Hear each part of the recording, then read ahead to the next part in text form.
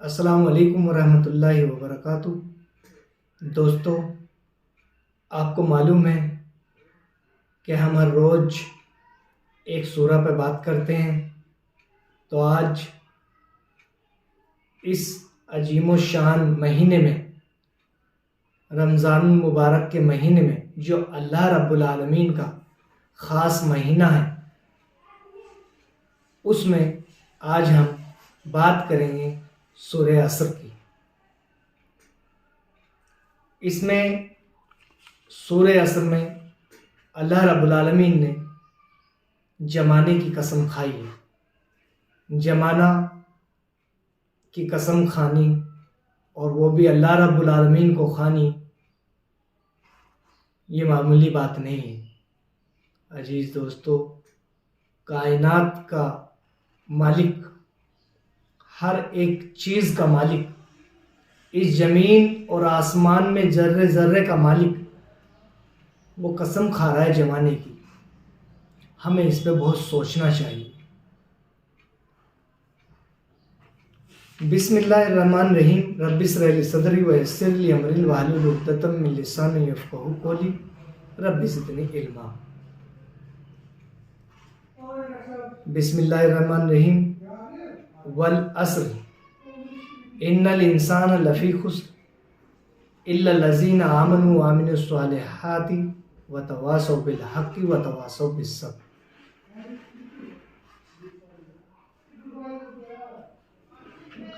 शुरू अल्लाह का नाम लेकर, जो बड़ा ही रहमान और रहीम है। वल अस्र, ज़माने की कसम। दोस्तों, इससे पहले जो सूरा नाजिल हुई है,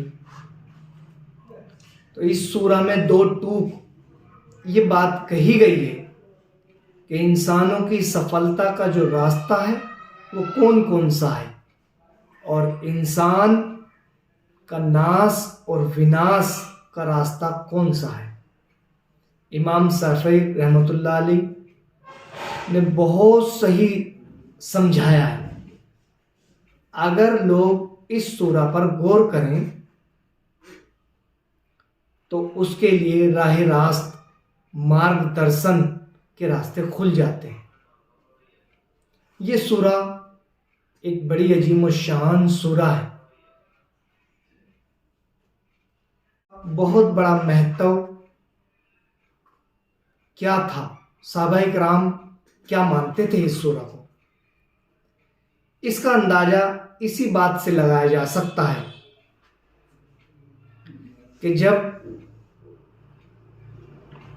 इस सूरा को नबी करीम सल्लल्लाहु अलैहि वसल्लम के साथियों में से जब दो आदमी एक दूसरे से मिलते थे, यहाँ अल्लाह के नबी सल्लल्लाहु अलैहि वसल्लम से अगर कोई आदमी, साहबा कोई मिलने आ रहा है और वो दो हैं, तब वो जुदा हो रहे हैं, तो जुदा होने से पहले अलग अलग होते थे वो जब, तब इस सूरा को सुनते थे। तो हमें यहाँ ये भी चीज़ मालूम होती है कि जब अगर कोई इज्तिमा, मजमा या हम आपसी बात कर रहे हैं और सबके बीच में हम बैठे हैं, तो हमें चाहिए कि हम सूरह वल अस्र पढ़कर अपने घर की तरफ रवा दवा हों। मोहतरम हाज़रीन, हमें ये बहुत अच्छे से समझ लेना चाहिए। ज़माने की कसम, इंसान वास्तव में घाटे में है, सिवाय उन लोगों के जो लोग ईमान लाए और अच्छे कर्म करते रहे और एक दूसरे को हक की नसीहत और सब्र की ताकीद करते रहे। दोस्तों, मैंने सूरह असर का आपके सामने तर्जुमा पेश किया है। यहाँ अल्लाह रब्बुल आलमीन ज़माने की कसम खा रहा है। ये कोई हंसी खेल नहीं है कि एक सुपर पावर का भी पावर वो कसम खा रहा है इस जमाने की। जो लोग जमाने को बुरा भला कहते हैं उनके लिए चाहिए कि वो जमाने को बुरा भला ना कहें। यहाँ अल्लाह रब्बुल आलमीन ने जमाने की बात कही है। कसम खाइए इस जमाने की। सोचिए जो खालिकुल मालिक इस जमाने की कसम खा रहा हो वो क्या नहीं कर सकता है। बड़े खस्सास की बात है कि हम लोग आज कहाँ हैं, क्या कर रहे हैं, क्या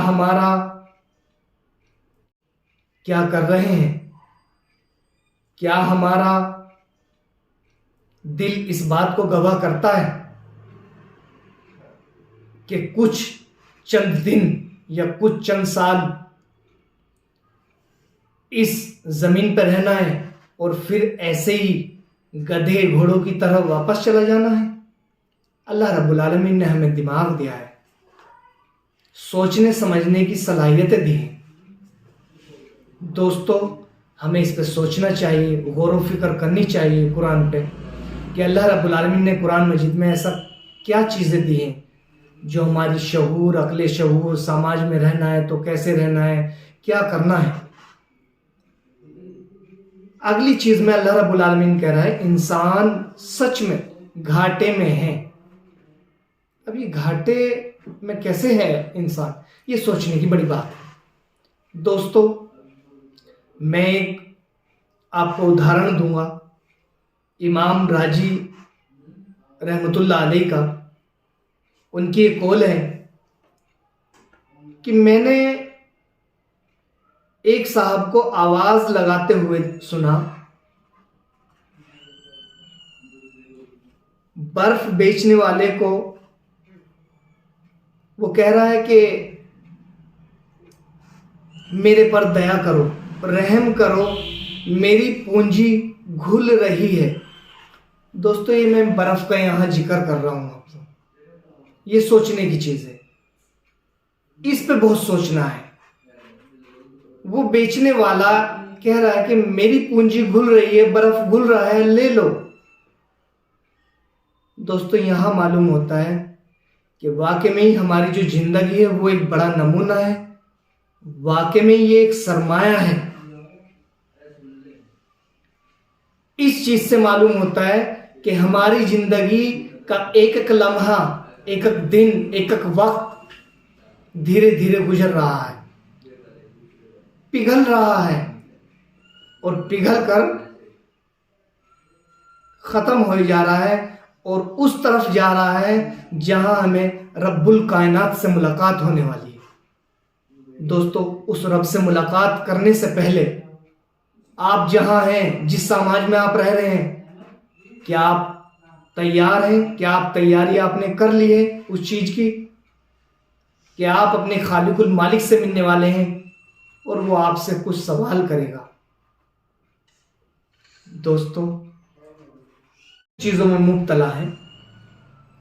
अल्लाह रब्बुल आलमीन ने आपको कुछ काम लेकर यहां भेजा है, अकामत दीन का काम भेजा है और वो आप ही के सामने है, आप ही के हाथों में है। उस अकामत दीन को आपको करना है। आगे अल्लाह रब्बुल आलमीन कह रहा है सिवाय उन लोगों के जो ईमान लाए। इसका मतलब ये नहीं कि हमने नमाज पढ़ ली, कुरान पढ़ लिया, बस यहां तक ही हम ठीक है। नहीं, इससे आगे भी बढ़ के कुछ काम है। तौहीद का काम है, रिसालत का काम है, आखिरत पे भी ईमान लाना है। इन चीज़ों पे भी हमें काम करना है। पड़ोसी हमारा भूखा ना हो, उस पर को भी हमें देखना है। कोई गरीब मिस्कीन, अगर हम मालदार हैं तो वो छूट ना जाए। इन सब चीज़ों का खास ख्याल रखना है। और जो अच्छे आमाल कर्म करते रहे और एक दूसरे को हक की नसीहत करते रहे। यहां मालूम होता है कि हमें हक की बात भी करनी है, बतानी है समाज को कि ये सही है, ये गलत है, हक ये है, बातिल ये है, खराब चीजें हैं, इसको नहीं करनी है। ये वो चीजें हमें छोड़नी है, अल्लाह रब्बुल आलमीन से तौबा करनी है और छोड़नी है उनको। और इनको आगे के लिए हमें ये तय करना है कि इंशाअल्लाह ताला ये चीज़ें हम नहीं करेंगे और हम अल्लाह रब्बुल आलमीन से ये दुआ भी करेंगे कि अल्लाह रब्बुल आलमीन हमारा खात्मा भी ईमान पर हो और हम आज से तैयार हों कि हम अल्लाह की ज़मीन पर अल्लाह का कानून लाने के लिए तैयार रहेंगे इंशाअल्लाह ताला। जो सब्र की ताकीद करते रहे, आगे है कि सब्र की ताकीद करते रहे। तो हमें कोई अगर गलत अंदाज में हमें बात कर रहा है तो हमें सब्र भी करना है, लोगों पे रहम भी करना है। वो हम ही तो हैं, वो खैर उम्मत हम ही तो हैं जो अल्लाह के नबी ने हमें बताया कि खैर उम्मत, अल्लाह ने बताया कि आप खैर उम्मत हैं, तो हम ही तो वो खैर उम्मत हैं। खैर का काम कौन करेगा? अगर आज हम लोग नहीं उठ खड़े होते हैं तो ऐसा कौन है जो खैर का काम करेगा? अल्लाह रब्बुल आलमीन ने तो आपको सौंपा है, आपको सोचना चाहिए। मैं ये नहीं कह रहा कि आपको यहाँ ज़मीन पर रहते हुए आपको अच्छा खाना नहीं है, कमाना नहीं है, नहीं, आपको इस ज़मीन पर रहते हुए फसाद भी नहीं फैलाना है, अच्छा खाना भी है, सारे काम करने, उसी बीच हमें खैर और उम्मत का भी काम करना है। वाखुदावाना अल्हम्दुलिल्लाहि रब्बिल आलमीन। अस्सलामु अलैकुम व रहमतुल्लाहि व बरकातहू।